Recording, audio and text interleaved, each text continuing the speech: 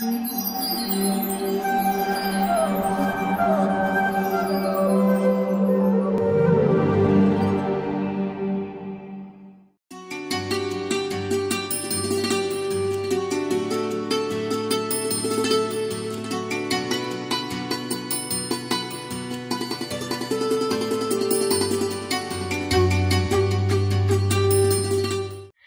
कृष्णा। आज के कार्यक्रम में आप सभी का हार्दिक स्वागत है। हमारे वक्ता हैं श्रीमान प्रशांत मुकुंद प्रभु जी। प्रभु जी ने दिल्ली विश्वविद्यालय से इंडस्ट्रियल केमिस्ट्री में ग्रेजुएशन करने के पश्चात symbiosis institute of business management से MBA किया है। प्रभु जी कॉरपोरेट व मीडिया के विभाग में भी कार्य कर चुके हैं। श्रीमान प्रशांत मुकुंद प्रभु जी इस्कॉन के संस्थापक आचार्य भक्ति वेदांत स्वामी श्रील प्रभुपाद के प्रिय शिष्य परम पूज्य गोपाल कृष्ण गोस्वामी महाराज के दीक्षा प्राप्त शिष्य हैं। वर्तमान में प्रभु जी इस्कॉन दिल्ली के अनेक प्रचार कार्यक्रमों यथा भगवत कथा एवं भगवन नाम प्रचार कार्य में भी अपना योगदान प्रदान कर रहे हैं। तो आइए श्रवण करते हैं श्रीमान प्रशांत मुकुंद प्रभु जी के श्रीमुख से। धन्यवाद। हरे कृष्णा। हरे कृष्णा। आज हम आपको भगवत गीता के 7वें अध्याय के बारे में सुनाने जा रहे हैं। ये जो 7वां अध्याय है इसका नाम है भगवत ज्ञान, मतलब भगवान के द्वारा दिया गया विशेष ज्ञान। इस अध्याय में 30 श्लोक हैं और इन श्लोकों में महत्वपूर्ण ज्ञान को भगवान ने भर करके अर्जुन को प्रदान किया।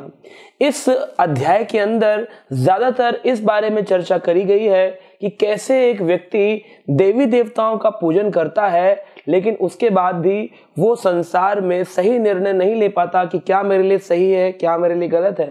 जैसा कि भगवत गीता के 7वें अध्याय के अंदर आया है 20 नंबर श्लोक में, कामस्ते ते हत ज्ञानम प्रपद्यन्ते अन्य देवता ताम ताम नियमस्थाया प्रकृते नियताम स्वाहा।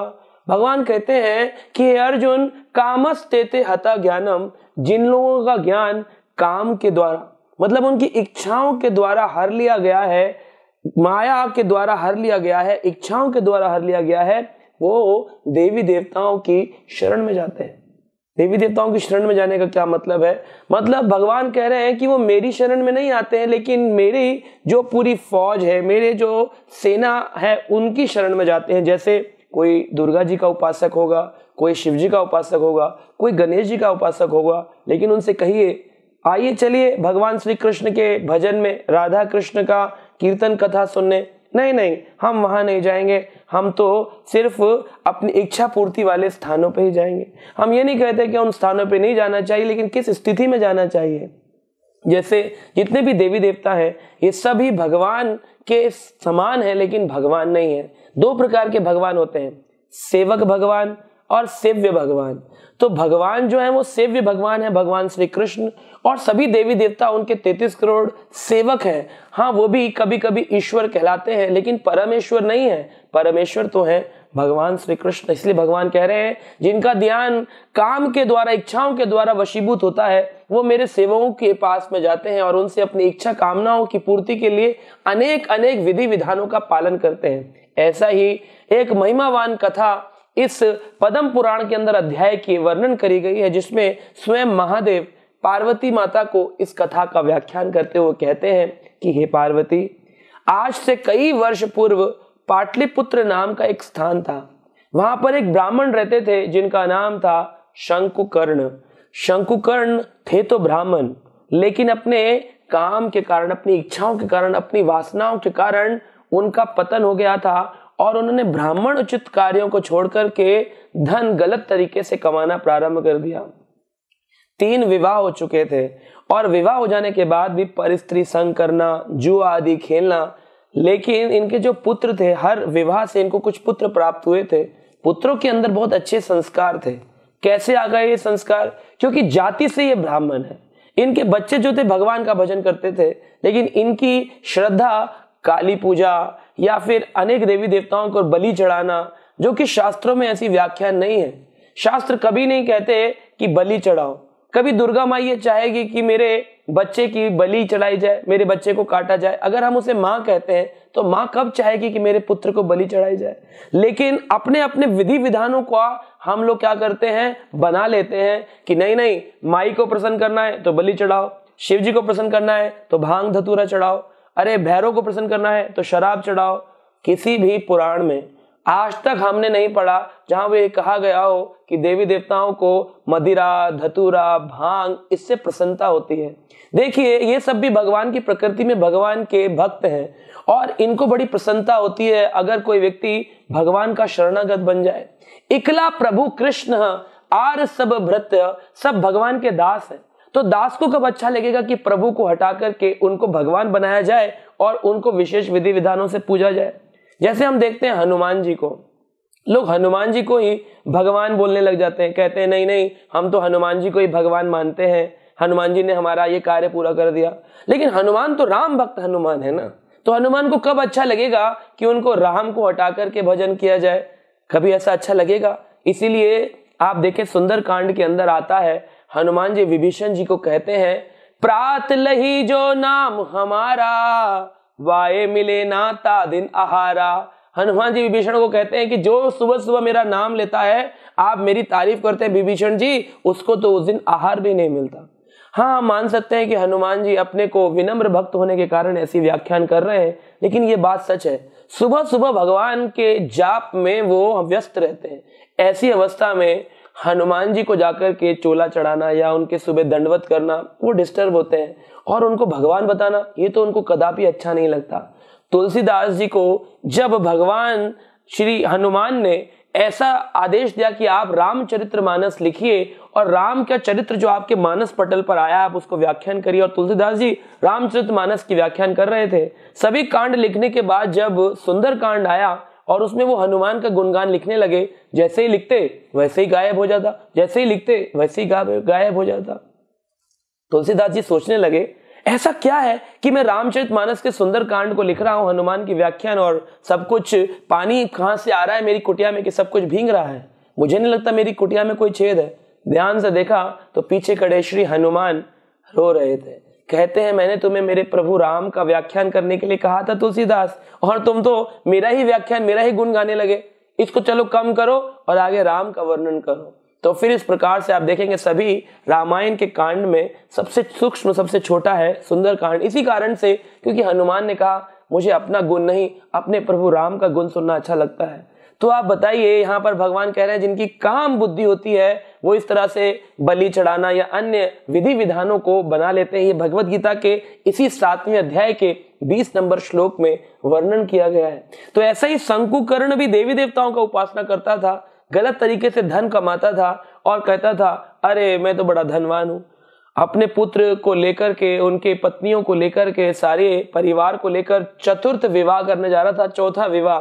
सोचिए कितना खलकामी व्यक्ति था जो कि 3 विवाह हो जाने के बाद जब पुत्र उसके भी बड़ी उम्र के उसकी उम्र के हो रहे हैं, जवान हो चुके हैं, ये फिर भी बुढ़ापे की अवस्था में विवाह करने जा रहा, चौथा विवाह करने जा रहा था। रास्ते में जो ये बारात थी, शादी के लिए जो यात्रा जा रही थी, ये सभी पेड़ के नीचे विश्राम करने लगे। जब विश्राम कर रहे थे, कुछ ही देर बाद एक सर्प आया और उस सर्प ने जोर से इस शंकुकर्ण के पैर में दंश मारा। उसके दंश से ऐसा हुआ कि इसके मुंह से जहर निकलने लगा, झाग निकलने लगा और कुछ ही पल में इसकी मृत्यु आ गई, ये मर गया। पुत्र सोच में पड़ गए, हमारे पिताजी की मृत्यु हो गई। विवाह तो टल गया, लेकिन ये वापस आए क्योंकि इसके गलत काम थे। उसके बाद में इसके गलत काम होने के कारण इसको सर्प का शरीर प्राप्त हुआ। सर्प का शरीर प्राप्त होने के बाद इसके पुत्रों को रात को शंकुकर्ण स्वप्न में आके कहने लगा, उठो मेरे पुत्रों, मैं तुम्हारे लिए इतना धन अर्जित किया, क्या तुम मेरे लिए कुछ नहीं करोगे? उठो, तुम्हारे लिए धन है, तुम्हारे लिए धन है। तो उनके भाई बहनों में से सभी जो पुत्र पुत्री थे, उन सब में से एक पुत्र था जिसका नाम था शिव। अब ये थोड़ा सा ज्यादा भक्त था। इस शिव नामक पुत्र ने जब स्वप्न में अपने पिता को पुकारते हुए देखा कि मुझे बचा लो, मेरा उद्धार करो, मैं तुम्हें बहुत सारा धन बचाना चाहता हूं, मैंने तुम्हारे लिए धन बचा बचा के, छुपा छुपा के अपने घर के पीछे वाले खेत में रखा है, कुदाल लेकर के बढ़ी। ये शिव रात्रि में ही ढूंढने चल दिया जब स्वप्न आया कि कहाँ मेरे पिताजी ने वो स्वर्ण घटिका गाड़ करके रखी है। इसी कौतूहलवश वो चलता गया, सब ढूंढ रहा था, खुदाई करने लगा। जैसा स्वप्न में पिता ने बताया कि इस डायरेक्शन में जाना, फिर थोड़ा इस डायरेक्शन में जाना, फिर इस स्थान पर खुदाई करना, ये वैसे ही खुदाई करने लगा। जब ये खुदाई कर रहा था, खुदाई करते में इसको वहां पर एक स्वर्ण घटिका मिली। ये समझ गया अरे पिताजी का बताया हुआ धन मिल गया। लेकिन देखता है थोड़ी देर बाद ही उस स्वर्ण घटिका जैसे स्पर्श करने लगा, एक विशाल सर्प सामने आकर खड़ा हो गया। बोला, रुक जाओ, कौन हो? ये कहता है, मैं आपका पुत्र शिव, आप ही ने तो मुझे स्थान का रास्ता बताया। कहता, अगर तुम सही मायने में मेरे पुत्र हो तो मेरे लिए एक काम करो। मेरे कर्मों का मुझे फल ऐसा मिला है कि मैं इसी संसार में इस सर्प की योनि में रह रहा हूं, मुझे यहां से मुक्त करो। इसीलिए कहते हैं, देखिए ये गलत काम भी करता था और देवी देवताओं की उपासना भी करता था, लेकिन फिर भी इसको देवी देवताओं ने मोक्ष प्रदान नहीं किया। आप देखिए, रावण इतना बड़ा शिव जी का उपासक था, उसके बाद भी रामचंद्र जी से उसने जब लड़ाई प्रारंभ करी तो राम ने जब शिव जी के सामने ही उनके भक्त रावण को मारना प्रारंभ किया तो पार्वती शिव जी से कहती है, हे भोलेनाथ, ये तो आप पे सदा जल चढ़ाता था, ये तो आपका भजन करता था, क्या आप इसकी रक्षा नहीं करेंगे? तो शिव जी ने कहा, सबको बचाने वाले जो ठाकुर जी हैं, भगवान श्री राम, उन्हीं से इसने पंगा ले लिया, तो मैं इसकी रक्षा कैसे कर सकता हूँ? पार्वती, तुम भी मुख मोड़ लो, मैं भी मुख मोड़ लेता हूँ और हम दोनों मिलकर हरि कीर्तन करते हैं। तो सीता जो रावण के पास थी, उस कारण से रामचंद्र जी उस रावण को मारने के लिए आए। आसुरी प्रवृत्ति अगर किसी के अंदर है और वो देवी देवताओं की उपासना करता है और वो भी गलत विधि विधानों से, उसको क्या होगा? उसके साथ ऐसा हश्र होता है। ये पद्म पुराण की कथा है, कोई मानसिक कथा नहीं। तो सोचिए उसके साथ क्या हुआ। शंकुकर्ण धनवान भी था, लेकिन वैश्यवृत्ति के कारण, गंदे विचारों के कारण, झूठ बोलने के कारण इस सर्प बन गया, जबकि मंदिर भी जाता था। हम ये नहीं कह सकते जो मंदिर जा रहा है उसको मोक्ष मिल ही जाएगा, क्योंकि ये सांप बन गया। इसीलिए कहा गया गीता के इस अध्याय में, अंतवतम तु फलम तेषाम, देवी देवताओं के द्वारा दिए गया जो फल भी है, आशीर्वाद भी है, वो अंतवतम है, उसकी लिमिटेशन है, कुछ समय तक रहेगा, उसके बाद आप पे कोई ज्यादा कृपा नहीं कर पाएगा। क्योंकि मुक्तिदाता एक मुकुंद ही एक ऐसे भगवान है, श्री कृष्ण, जो किसी को मुक्ति प्रदान कर सकते हैं, इस संसार से जन्म मृत्यु के चक्र से मुक्त करा वैकुंठ धाम प्रदान कर सकते हैं। लेकिन लोगों में ये बात समझने की बुद्धि नहीं, भ्रम में, इल्यूजन में उनको ऐसा लगता है नहीं, सारे रास्ते तो एक ही तरफ जाते हैं, किसी भी भगवान को पूजो, सारे रास्ते एक ही तरफ जाते हैं। कभी चौराहे पे खड़े हुए थे रेड लाइट में, आपने किसी ट्रैफिक पुलिस मैन को देखा है? वो क्या ये कहता है किसी भी तरफ से गाड़ी घुमा दो, सारे रास्ते की तरफ जाते हैं। लेफ्ट वाले को कहता है लेफ्ट जाइए, राइट वाले रुक जाइए, राइट वाले को कहता है अब तुम जाइए, लेफ्ट वाले रुक जाइए, इधर वालों को रोकता है, आगे वाले, पीछे वाले, चारों तरफ से आने वाले ट्रैफिक को वो नियम अनुसार चलाता है। अगर सारे रास्ते एक ही तरफ जा रहे हैं तो फिर ये लोग लेफ्ट राइट आगे पीछे ऐसे क्यों जा रहे हैं? क्योंकि सारे रास्ते एक तरफ नहीं जा रहे हैं। हमें जानना पड़ेगा हमें जीवन में करना क्या है। कुछ लोग कहते हैं पहले हम धर्म करेंगे, क्यों? मंदिर जाएंगे ताकि अर्थ मिले, धर्म अर्थ, जब अर्थ मिलेगा तो फिर कामनाओं की पूर्ति करेंगे, धर्म अर्थ काम, और जब काम पूर्ण हो जाएगा, इच्छा पूर्ण हो जाएगी, तो मरने से पहले बोलेंगे बस प्रभु अब मोक्ष चाहिए। धर्म अर्थ काम मोक्ष, इसमें संसार फंसा हुआ है। लेकिन सच्चाई ये नहीं है, मोक्ष इतना सरल नहीं है। हमें बारंबार पुनः पुनः इस पृथ्वी लोक में आना पड़ेगा, कभी पशु योनि में, कभी मनुष्य योनि में, कभी अधो योनि में, कभी अधम योनि में आना पड़ेगा। अरे ब्रह्मा जी के लोक में जाने के बाद भी मृत्यु समाप्त नहीं होती है, तो हम क्या कह सकते हैं कि इस संसार में हमारा जन्म मृत्यु चक्र रुक जाएगा? वो कभी भी नहीं रुकने वाला है। तो शंकुकर्ण ने इस प्रकार से अपने बेटे को बताया कि मैंने जो पूजा पाठ किया, मैंने जो गलत काम किए, पूजा पाठ उसको सॉल्व नहीं कर पाया।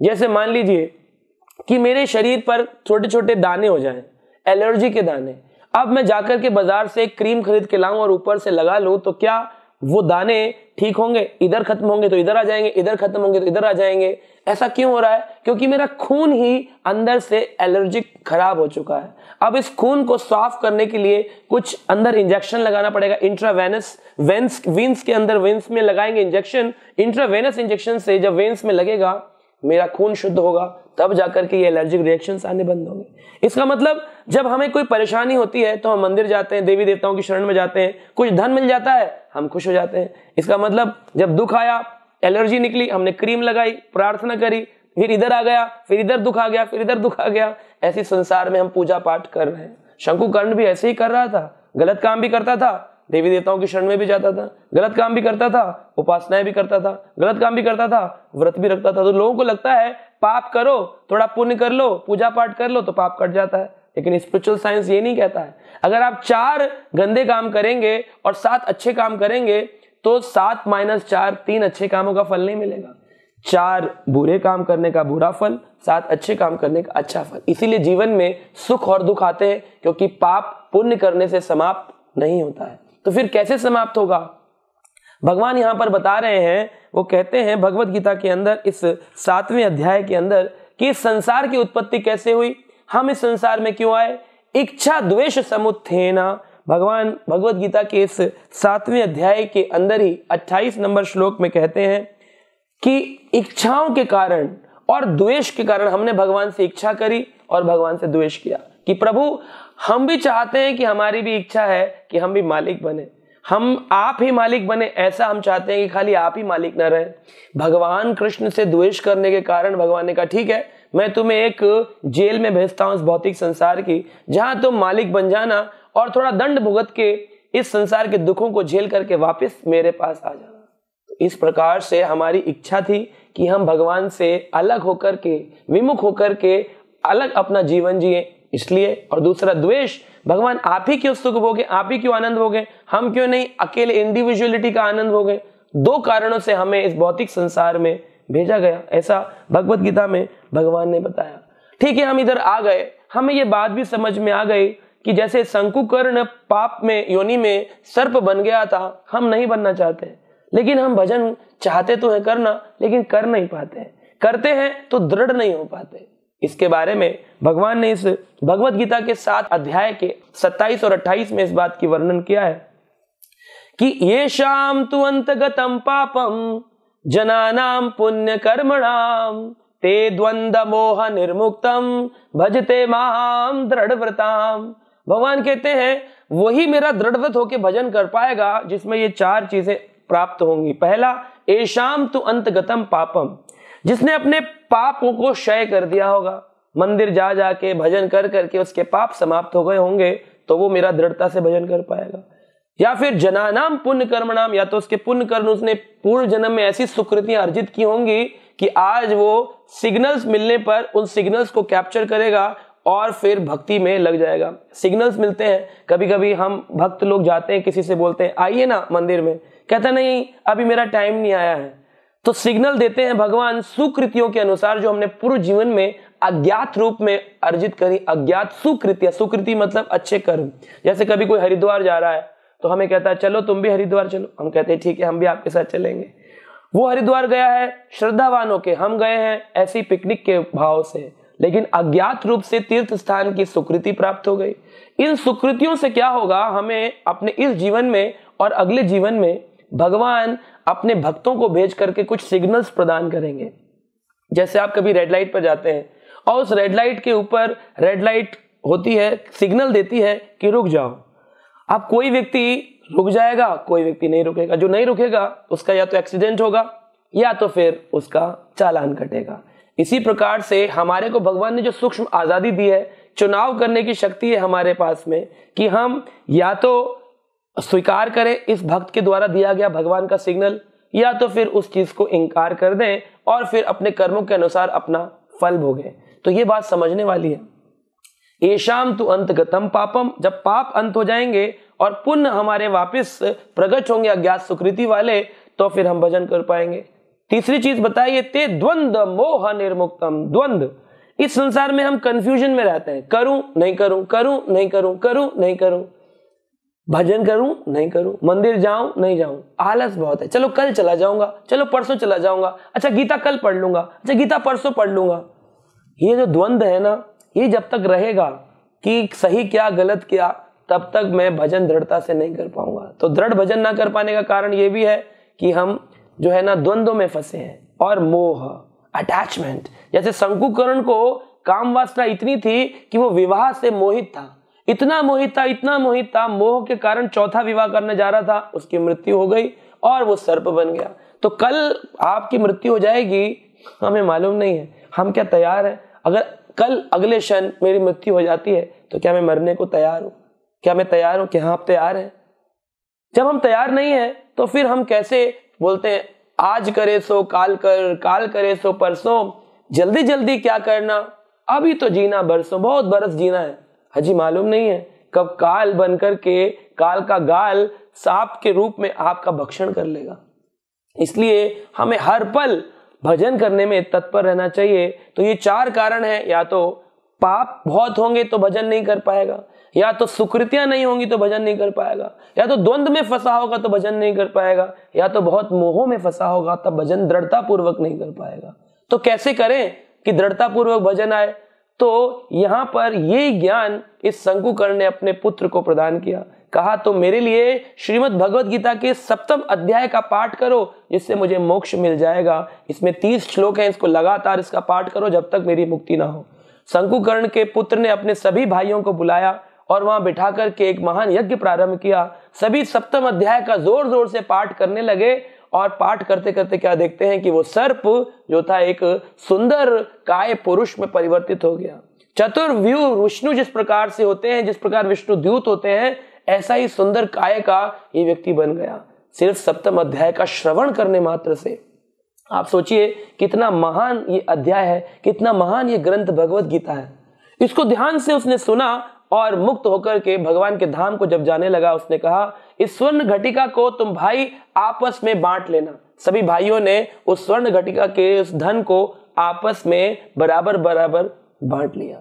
तो इस प्रकार से सभी भाई समझ गए कि अब स्वर्ण घटिका के मोह में नहीं रहना है, हमें इस खजाने के मोह में नहीं रहना है, हमको क्या करना है, 7वें अध्याय का पाठ निरंतर करना है, वरना हम भी अपने पिता की तरह हो जाएंगे। पूजा पाठ भी करेंगे, गलत काम भी करेंगे, गलत विचार भी रखेंगे। इस भगवत ज्ञान रूपी ज्ञान के बिना हम क्या होंगे, वापिस पशु योनि में आएंगे, निकृष्ट योनि में आएंगे, सर्प बिच्छू चूहा बन करके आएंगे। इससे बेहतर है कि आज हम इस मोह को भंग करें, आज हम अपने पापों का क्षय करें। कैसे करें? भगवद गीता के 7वें अध्याय का पाठ करके। इसको निरंतर हमें जाप करना चाहिए, ध्यान से पढ़ें इन 30 श्लोकों को। ये बहुत महत्वपूर्ण ज्ञान है, भगवद ज्ञान। तो आप समझ गए होंगे किस प्रकार से शंकुकर्ण ने अपने बच्चों को इस ज्ञान को प्रदान किया कि भगवद गीता का 7वां अध्याय कितना महत्वपूर्ण है, जिससे उसके सर्प योनि से मुक्ति हुई। तो आप भी अगर किसी जीव जंतु को देखते हैं कि वो मर रहा है, तो उसके लिए कम से कम अगर आप 7वां अध्याय नहीं भी पढ़ पाते हैं तो आपको एक नाम जप करना चाहिए, हरे कृष्ण कृष्ण कृष्ण हरे हरे, हरे राम राम राम हरे हरे। चाहे वो एक छोटा सा कीड़ा ही क्यों ना हो, चाहे वो जीव जंतु मरने ही वाला क्यों ना हो, कोई कॉकरोच क्यों ना हो। लेकिन लोग तो उल्टा करते हैं, जीव जंतुओं को मारते हैं, हित लगा करके और भी अनेक प्रकार की वस्तुएं लगा करके मारते हैं। अरे गंदगी से बचना चाहते हैं तो स्वच्छता रखिए, जीव जंतुओं को मारने से गंदगी से बचा नहीं जा सकता। कोई अपनी मौत मर जाए गेट में फंस करके, पैर के नीचे आके अनजाने में, तो उसके लिए क्षमा याचना करिए, भगवद गीता का 7वां अध्याय पढ़िए। भगवद गीता नहीं पढ़ सकते तो कम से कम हरि नाम का जाप करिए, उन जीव जंतुओं से प्रार्थना करिए हमें गलती से आपको मार डाला है, नहीं तो हमें भी शंकुकर्ण की तरह आना पड़ेगा। इस गीता के महात्म्य में वर्णन है, जो भी इस कथा को श्रवण करता है उसके सभी पाप समाप्त हो जाते हैं। आशा करते हैं आप पढ़ेंगे और अन्य लोगों को सुनाएंगे और जीव जंतुओं पर दयापूर्ण दृष्टि रखेंगे। हरे Krishna. For more such devotional programs, please watch Hare Krishna television. To get this channel, please contact your cable or DTH operator.